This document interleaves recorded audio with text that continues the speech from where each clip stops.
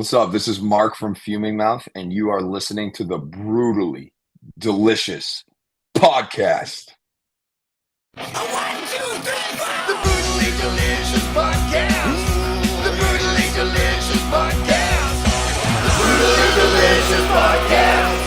The Brutally Delicious Podcast.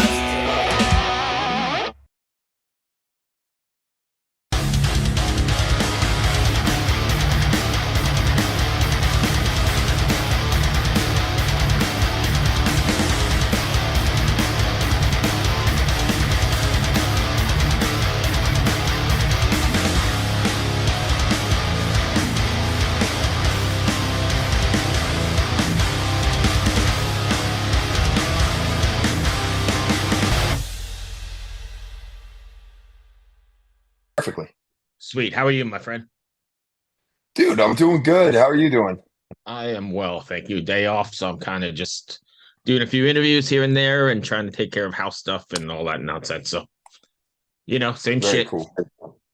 You guys are up in northern New England? We're Boston. Oh, okay. Cool. There's a lot of metal history in Boston.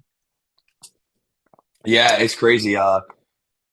Sam Black Church just played the Worcester Palladium the other night. I didn't make it out to that because I went to see Harm's Way in Boston. But yeah, as far as metal history goes, that's one of so many bands from the area. Yeah, I think one of my favorite bands, Unearth, they're from up there, right? They're from up there. Oh yeah. And all those metalcore bands like Kill Switch Engage, All That Remains, Unearth, um, Shadows Fall. Yeah, the list goes on. That's great. It's funny because you don't think about it really when you think about like metal cities, but there's a lot of good stuff that comes out of there. Yeah, it's wild. Yeah, there's a lot of good stuff. I could go on and on. I really could. Anyway, let's talk about Fuming Mouth. Holy cow. I was listening to the radio the other day on Sirius, and Jose's playing you guys. How great is that? Oh man, yeah, it's awesome. I got to admit, it's just it's very surreal for sure. Yeah, I was like, because to be honest, you guys were not on my radar till Austin hit me up with this interview a couple weeks ago. And then I'm doing a Yeah, little research and just listening to Sirius XM doing some other shit. I was like, oh my God, that's them. And it's great and it's banging. What's been the results to it so far? Or the response it's been to the results? incredible. I mean, the first song we put out, it's one of our most melodic songs, and singing in Fuming Mouth is something we've done for 5 years. Any real fan would know that. And but this one is like where it's the most in your face. It's not. We have this other song called Beyond the Tomb, and that was played on Sirius too, which was like a huge moment. Um, and but having the Silence Beyond Life, our first single, played on there, and it's been great.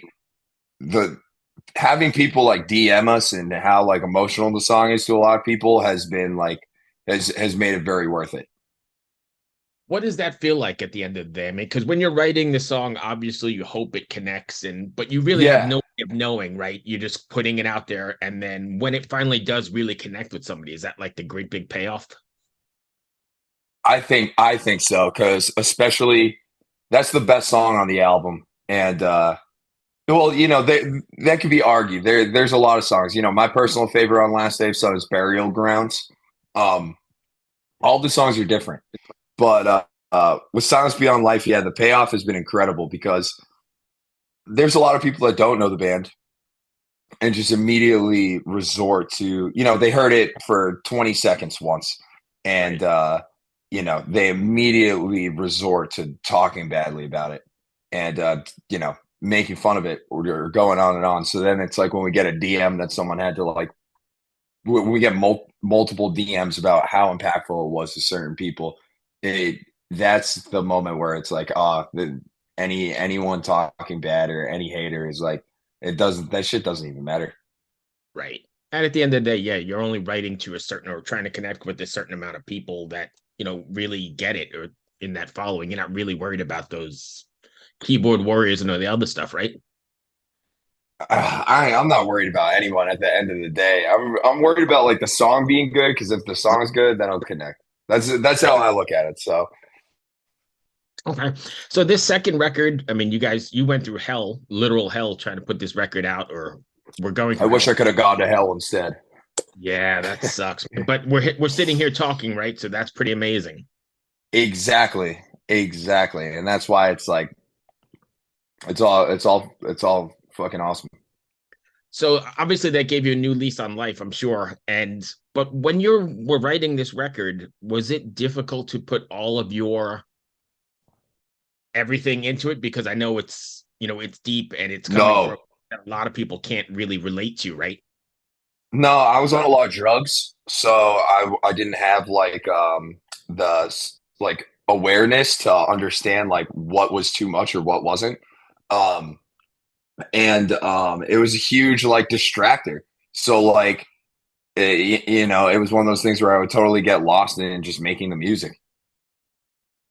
So when you go back and listen to it now, do you ever go, "Oh shit, I put too much of myself in there," or "I've exposed too Uh, much soul yeah, level," or yeah, no? yeah, I absolutely 100%. I look back on it. Sometimes I wish I just made an album like, oh, pop, pop, pop, pop, pop, pop, pop, pop, pop, pop, for fucking 40 minutes. Yeah, sometimes I do wish I did that. But at the end of the day, it's cathartic as well, right? I mean, it's like the good songs versus bad songs. Fuming Mouth is a band that makes good songs, and we made good songs for this album. When you guys are writing, are you guys all writing together in the traditional sense, or are you pretty much sending stuff back and forth? No, I'm usually writing it. I'm writing it all, and then we'll get together and like hash it out as a band. Um, and it's been like that since the beginning. The first like few songs for the band, like 10 years ago, I like just created on my laptop on Mac on Mm. like on MacBook Pro, and it's just kind of evolved as like DAWs have gotten better, and Oh then yeah. but we do rehearse it in like a practice room. It needs to be, and just to make sure everything like makes sense, that everything will make sense live.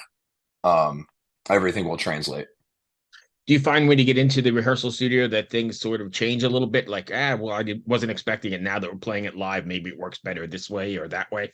Yeah, usually it's like having to do less than expected. Like you think like on a computer or doing it like you think it's all laid out, and then certain things like in the Silence Beyond Life there's a lot of like playing on the neck pickup. Like Mhm. going to that pickup is super, it sounds silly, but it's really not economical, like when playing or someone doing something that like having three guitar parts when there's only two guitars, things like that. So then the bass has to fill it in. Yeah.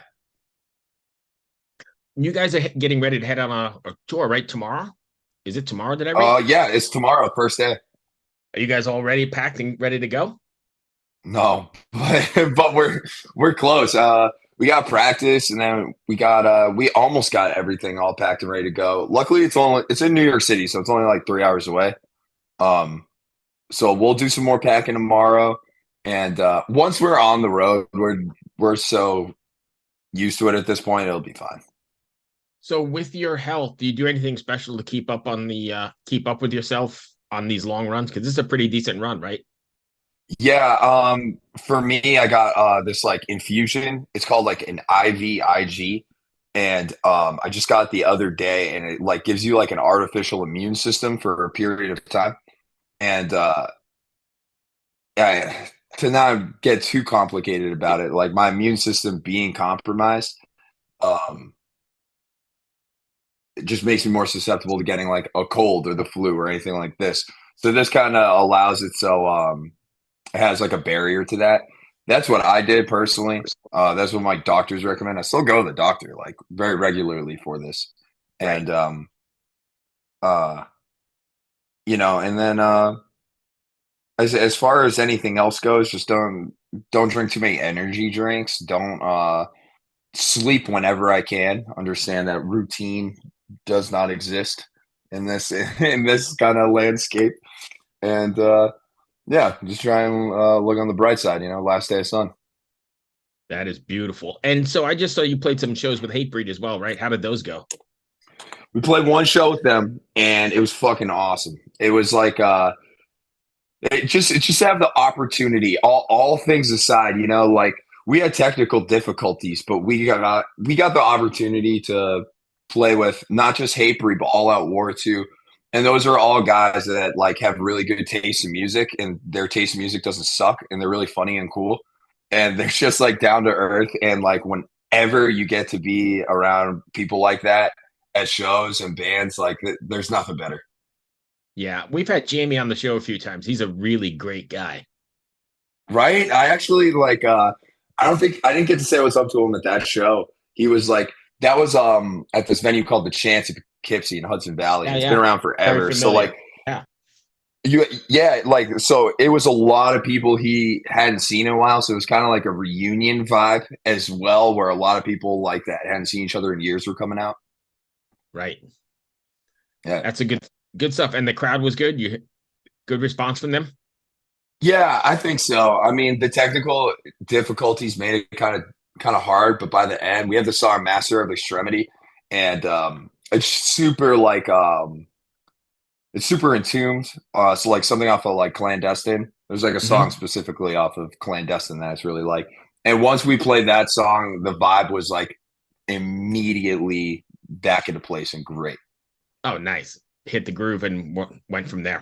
Hit the groove, hit the groove. So what do you guys That's what have that planned? song does. So you guys are doing the tour. Are you releasing more singles as most people do in the new music business model, or are you going to stay with the release? Because you're only 3 days from the release as well, right? Yeah, we're gonna go with this. We're gonna drop this release.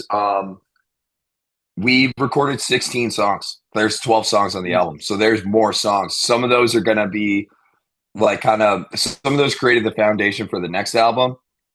One of them was supposed to be on the album, and we had to cut it because it was like too much.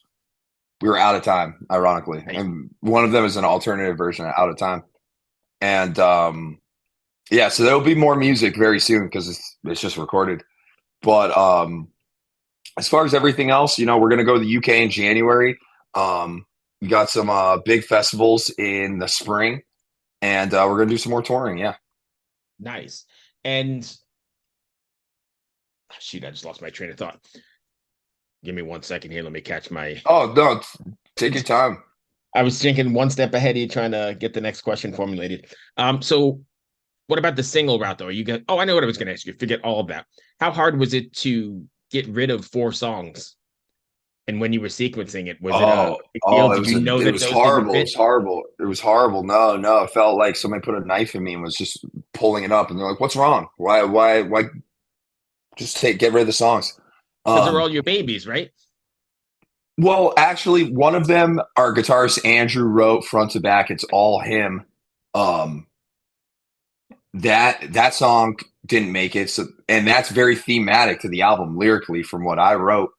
So that was tough. But then there's specifically one there's that is like really the last song of the album, and the 13th song. That's like the other ones you could call B-sides. This one is like truly part of it. And thematically with the concept of Last Day of Sun, yeah, that hurt to cut. But that one is going to come out, and that like answers what happens. Um Oh, sweet. And that to actually answers my to question as yeah. well, because there's going to be like singles or something else that didn't make the record later on. Oh Bonus yeah, yeah, stuff. yeah. The 13th song. The 13th song will come out hopefully sooner than later, and that will be the end of Last Day of Sun. That will be like the answer. Nice. That's going to run me up to the end of my questions. Did I miss anything you wanted to cover? No, if you're watching this, listen to Last Day of Sun front to back from the first song to the last song. From Out of Time to Post Figurement. It's an album. It's not. I keep saying this, but I just really want to just hammer it into people's heads. It's not a bunch of singles. It's an album, and every song sounds different. So even if death metal isn't your thing, there's going to be something there for you. And even if death metal is your thing, then there's definitely going to be something there for you. I wish people would consume music like that. The model has changed so much. Like, people like my son, They Yeah, just want yeah. that one single and maybe 30 seconds of the single. But I applaud you for doing that whole record thing and sequencing it the way you wanted it and creating that ebb and flow, which is the way I think music should be consumed, especially heavier music that makes you think. At the time, I have and I still have this like a whole entire toolbox, and it's just full of CDs, and all those CDs are like listening to that in my car, whether it's like For Victory by Bolt Thrower or Ride the Lightning by Metallica. You know what I mean? The whole entire spectrum of metal. It really is like it really inspired me to be like, okay, let's do a full length album that you listen Right. to. Yep. I 100% agree. And I applaud you for doing that because a lot of people, and I understand they have to because they have to stay afloat. So they've adapted to the, a single every 6 weeks or something. But I really dig Yes. that, at the heart of it, you guys are doing the old school thing, for lack of a Oh better yeah. word. It's the old school, and we're taking it new school. That's beautiful. Before we go, then, where can fans find you guys? You want to give us your socials? Fumingmouth.com, Fumingmouth on Instagram, Fumingmouth on Twitter. Mark, thank you so much for taking the time. I really appreciate it. Dude, I just Bruce, saw thank you so much, man. I just saw the routing. You guys are playing here in Richmond, I think December 1st, so I'm gonna come on down. Yes. Okay, awesome. I'll meet you there. Yeah, absolutely. I'll catch up with you when we get here. Okay, that's All awesome. right, man. Bruce, thanks All for right. having me, man. Hey, thank you. Travel safe, be well, and we'll see you soon. All right, later, bro. All right, cheers. Bye.